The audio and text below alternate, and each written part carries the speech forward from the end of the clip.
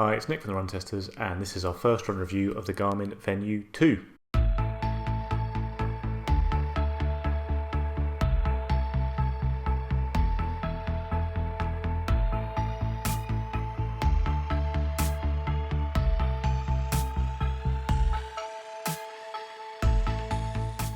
So the Garmin Venu is kind of the smartwatch in Garmin's lineup. That basically means it has a really nice screen. Other than that, it's pretty similar to a lot of the other watches in Garmin's range.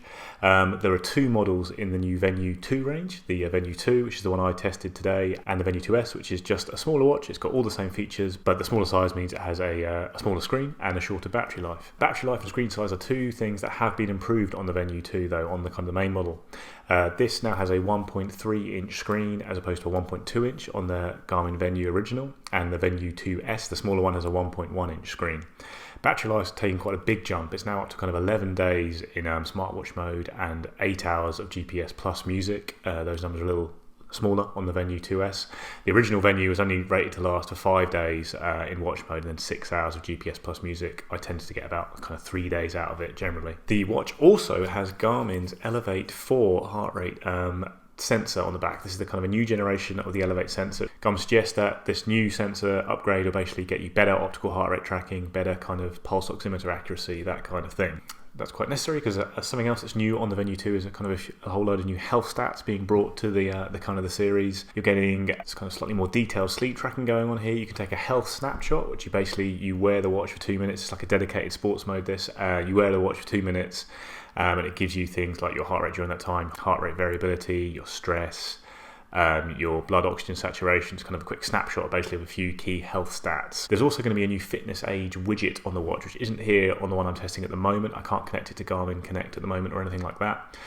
You can find fitness age in Garmin Connect already. It's kind of tucked away under your VO2 score in the performance stats, but this widget will basically make it a much more widely available stat to everyone. It kind of basically just tells you kind of how fit you are in a different way, I suppose. Like, yeah, if you're 32 years old and you've got the fitness age of a 20-year-old, good news. There's also a new quick charge feature on the watch where if you plug it in for 10 minutes, you'll get a day of use out of it or an hour of GPS plus music, which is quite handy because obviously this isn't the longest lasting Garmin out there. And there's some kind of new workout modes there. I think of these, there's things like bouldering, but the new HIIT workout mode I think is probably the best just because it comes with a load of preset timers for kind of classic HIIT workouts like Tabata and every minute on the minute workouts.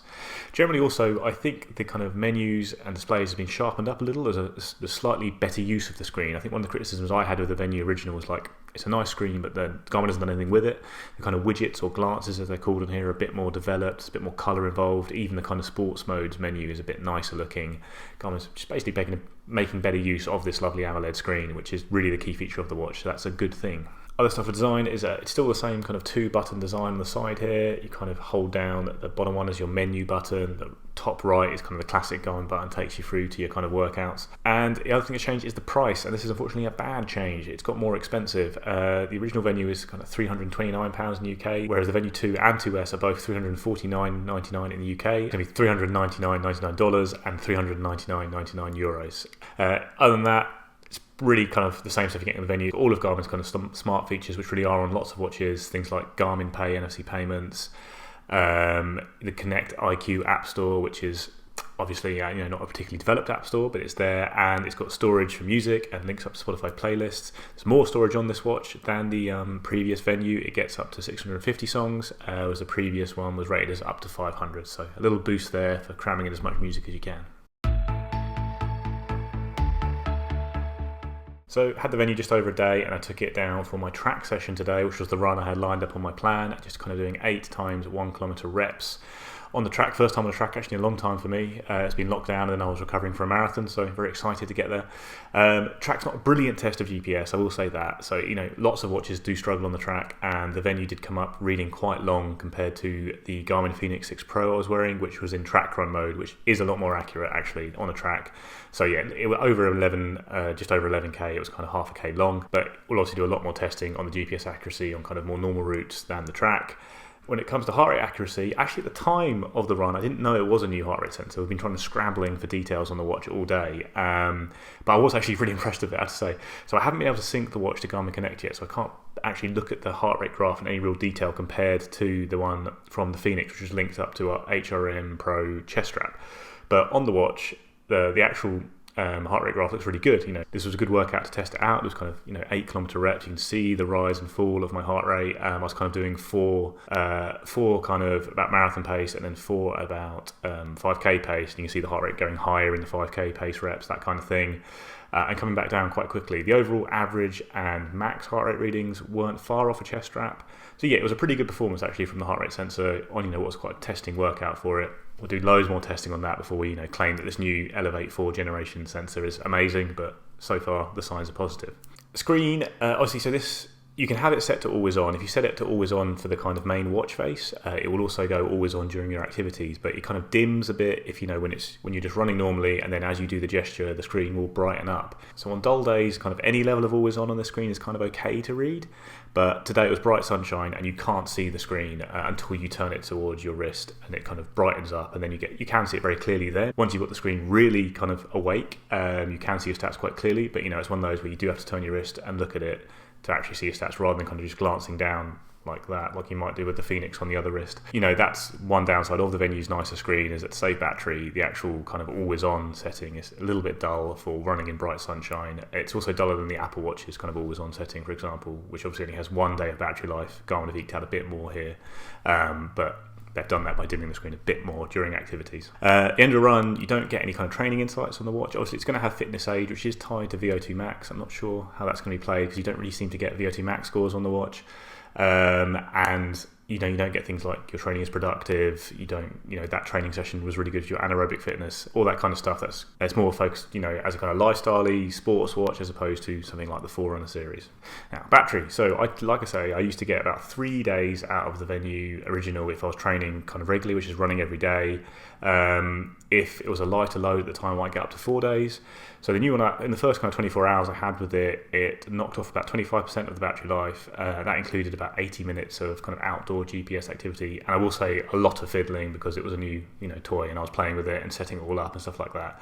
So I'm hoping that over time, in more general use, I'll get towards 5 days, even when training quite heavily, and maybe if you're not running every day necessarily, you might get a little bit more, but we'll give a lot more detail on that in the full review. But at the moment, it probably seems like it might be a slight improvement on the original Venu. But one thing I can't really talk about is the new sleep things, because even though I did get a sleep rating when I woke up in the morning, it's since disappeared from the watch, and as I can't sync it to Garmin Connect, that data is now gone forever. I hope that won't happen when I can link it to Garmin Connect. But I did notice that it had read my sleep as too long, something I had of every Garmin watch I've ever tried that does sleep tracking. Again, we'll keep an eye on that when we do our full review. So the Venu 2 and the 2S kind of seemed to really build on what the Venu offered, which was basically a watch that had Garmin's kind of really impressive native sports tracking in a more attractive kind of design with that, really nice AMOLED screen. But it's improved in a few key ways. The screen's a bit bigger, battery life's a little bit longer, all those things are positives. And yeah, I can say it does, what it's meant to do. It's a really nice screen to interact with. It's a very engaging watch. If you are wanting some of that Garmin kind of sports tracking, but you're tired of looking at those transflective displays that are on all the other watches, and you want something a bit brighter and more exciting, then here it is. It's more sporty than a kind of true smartwatch, something like the Apple Watch or a Samsung Galaxy. It's better on the sports tracking front, but it's not actually all that smart. It's fair to say the lack of a proper app store really does set those kind of true smartwatches apart, in my opinion. But it is kind of smarter than the watches you're getting from the big sports manufacturing brands like Polar and Coros elsewhere. This is smarter than those. It's got that nice screen and the music storage and all that kind of stuff. Within Garmin's own range, obviously you can get all these features apart from the screen on other watches, and that's where I kind of struggled with the first Venu, especially compared to the Vivo Active 4.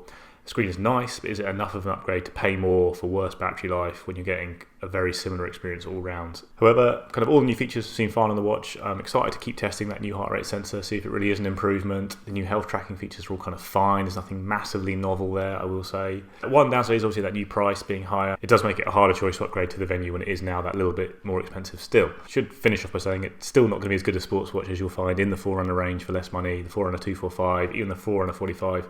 Simply having a proper always on display, kind of a 5-button setup, all that kind of stuff really does make it a little bit more practical and easy to use on the run. But it is a good sports tracker, this. It's got Garmin stuff in there.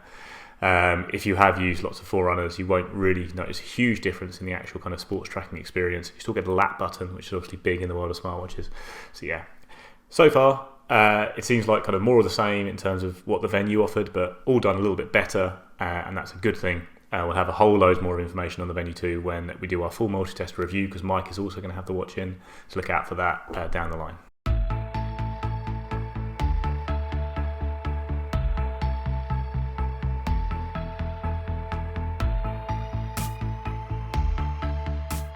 That's it guys, that is our quick first run video on the Garmin Venu 2.